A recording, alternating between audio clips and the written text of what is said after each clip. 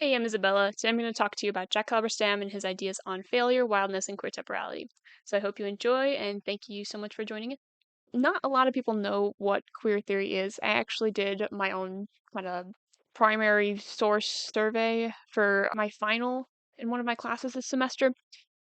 I surveyed only 16 people, but a grand total of 2 knew what queer theory was. So to give you a simplified definition, it is taking a step back and looking at the world through more unconventional lenses. You're seeing government outside of its structure, you're seeing the people of that government outside of structure. You're looking at things from unconventional standpoints. And you can be as creative and as insane as you want with it. And that's what a lot of the scholars in this area do, which makes it all the more fascinating. The one in particular I did my project on is I wrote down Jackie Halberstam. That's not his name. Jack Halberstam. He is a trans man and he is a queer theorist. He teaches at, I believe it's pronounced SUNY, um, but it's a college in New York. He's pretty cool. I like him. That's why I did this presentation on him. If I were to ask you a few questions, just to start off, what do you think childhood entails? What do you think adolescence, adulthood, late adulthood, and death? What are the schemas? What are the things that pop into your mind when you think of these things? You're not here, so I'm just gonna answer for you. In childhood, I think of innocence. Adolescence, I think of rebellion. Adulthood, um, responsibility, probably. Late adulthood, I think of rest most of the time. Um, what's that called? Retirement. Very good. This kind of leads into my idea of the American dream. I'm looking at queer theory from more of a Western standpoint because I am from America. The American dream, as Westerners describe it, is this idea you can start from nothing and build up. And from that, we've derived this idea of the white picket fence dream, where you are expected to go from high school to college, get a career, get a partner, marry that partner, and make babies with that partner. And then die.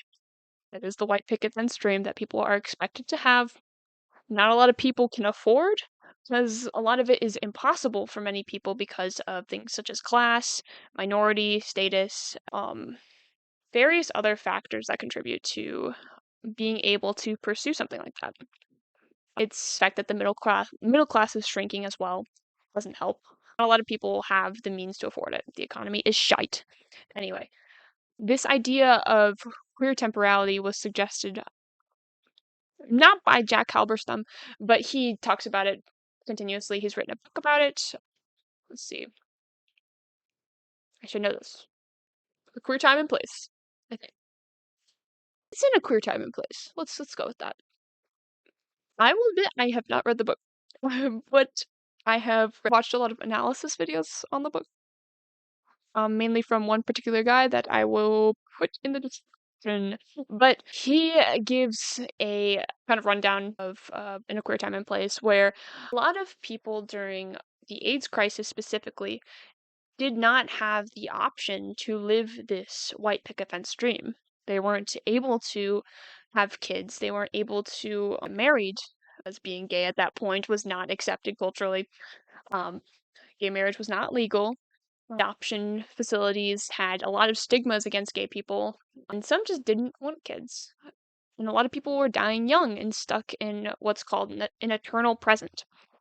So there was no privilege to even think about the future and what you're going to do with your life. That's where queer temporality comes in. By the way, this whole idea of the white picket fence is encompassed by the term normative time, where queer temporality is flipping it on its axis and saying, this doesn't work, let's try something new. So, queer temporality can be as vast and unique as you make it.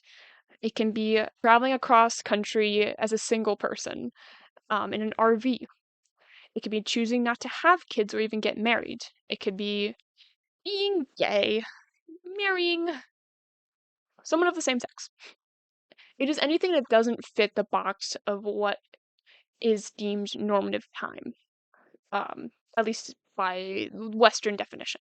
So that is queer temporality. Halberstam talks about this idea of failure as well. And he has a very unique definition of it. It doesn't apply like you or I would think of it generally. It's more of a political term at this point, at least in the confines of queer theory. So failure in itself is, let's back up and talk about what success means. So success equals profit. When we think of success, we think of normative time. Being successful would mean you fit this box. You went to college, you got your degree, you met the love of your life, and you had kids. That is successful. At that point, you're making enough income to maintain a family. At that point, you are contributing to your society, the government, by filling all these boxes that are expected of you. I mean, you get benefits just by getting married, and uh, tax taxes and shit, you know? So that's kind of an idea of what success is from a heteronormative standpoint. While failure is just the opposite. So failure is this idea of rebellion. It's this idea that queer people never had the opportunity to quote unquote succeed. You're strapped down to this in your own world, in a sense. You're strapped down to that queer temporality, which is not a bad thing, but there was no opportunity to fit that box. So you had to make your own, especially during the AIDS crisis. So failure is this idea of refusing normative time, refusing the norm, and creating something that is explicitly queer in itself. So Halberstam loves this idea of failure. That's what he has this lecture on behalf of failure. He also wrote a book about failure. I really should have written these down beforehand. A moment, I'm gonna head to the realm of internet land. Bro, I literally just forgot it. I think I have the mind of a goldfish. The Queer Art of Failure is what his book is called. Hi, this is editing Isabella. Jack wrote a lot of books under his dead name, Judith.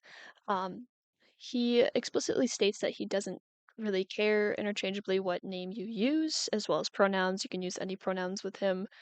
Um, he does prefer more masculine as well, though. But if you're looking for any more content of his, it may be under that name.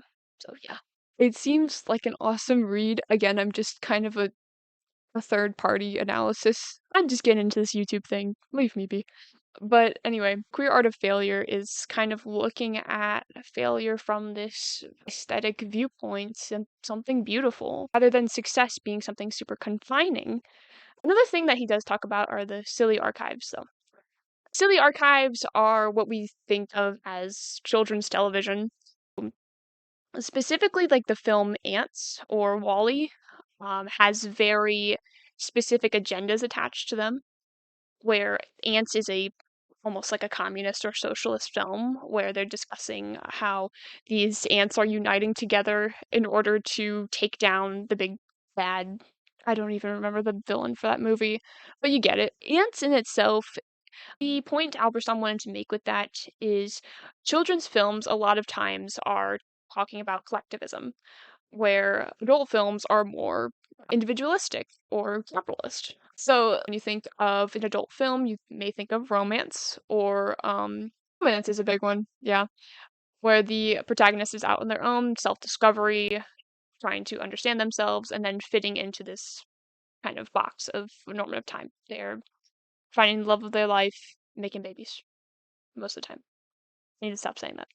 Anyway, collectivist films are a lot more targeted towards children. When you think of adolescence, just our general knowledge of adolescence, you do think of rebellion, and where queer people, you are constantly in that state of rebellion in adulthood, which is kind of amazing.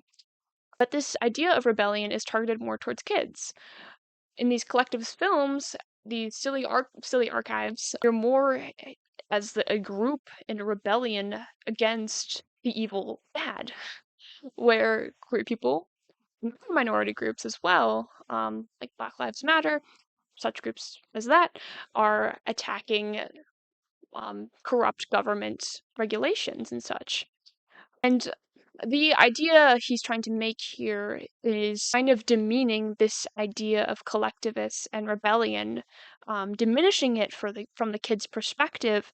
So adults are more supposed to, they're supposed to fit this idea of going their own way, being an individual, straying away from rebellion and fitting the box, where it's normal for kids to do the opposite, if it makes any sense. So thank you for following that if you did. My final kind of point I want to make about Halberstam is I believe this is his most recent book called Wild Things, The Disorder of Desire, which is probably one of my favorite aspects of Halberstam's ideas and work. I find it, my leg, very fascinating.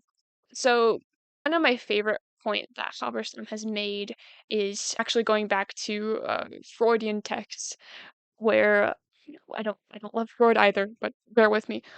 This idea of um, the uncanny being in itself the extraordinary, where in order to obtain the extraordinary, Freud writes, the uncanny is found through wandering aimlessly in new cities. That's not the exact quote, but it is one of the quotes he makes in his paper on the uncanny. And wildness just feels like an embodiment of that statement, where wildness is the exact opposite, or just an alternative perspective on normative time. So this wildness, this bewilderment and astonishment, it is made to experience life through this unexpected, beautiful, new way every day. Like that is what queerness is. It is wild.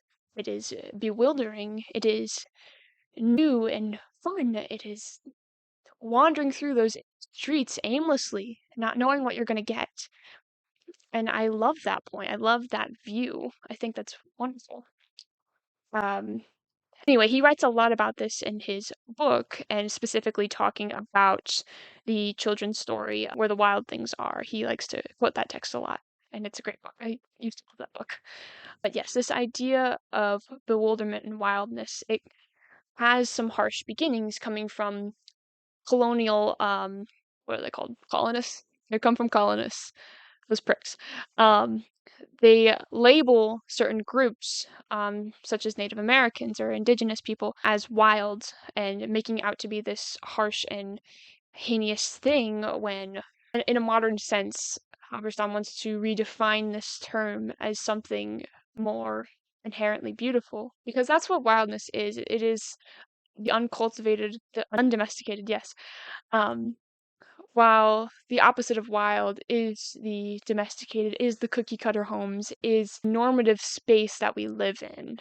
And in order to get out of that space and fall into queer temporality, there is a sense of wildness that you have to adopt. Um, and it's beautiful. It's just knowing that there are other things and other ways to fulfill life rather than staying within this expected path. And I think that puts a lot of pressure off of myself and many others when you know that it's okay to step outside of it. You don't have to get a partner at 20, graduate by 22, and start the rest of your life in this routine, right? You can be wild, you can be astonished. It's beautiful. One thing I did mention in my paper is the fact that my generation, I'm freaking 19, but we grow up in an era of technology. We are constantly looking at phones. We have GPS. We have cell service data all the time. For the most part, not everybody. But we constantly know where we're at. We don't have the privilege to be lost or face extraordinary things, which makes me kind of sad in a way. But I think that just gives more of a push to put down the phones and look up and around us and try to face the extraordinary and become astonished. Because I think that's one of the most beautiful things that you can experience in life, and that's what makes it worth living. And stepping away from individual culture, stepping towards something that is a fight in itself with other people, fighting for something bigger than yourself, being wild, finding your passions that make you want to do bigger things. And becoming surprised and learning new things is amazing. So that is my ramble. I rambled a bit there. In conclusion, that is Halberstam. Three main points are queer temporality, failure, and wildness and bewilderment. I believe from those key aspects, I've learned the most from him and his ideas of queer theory, and I hope you did too. So thank you so much for watching.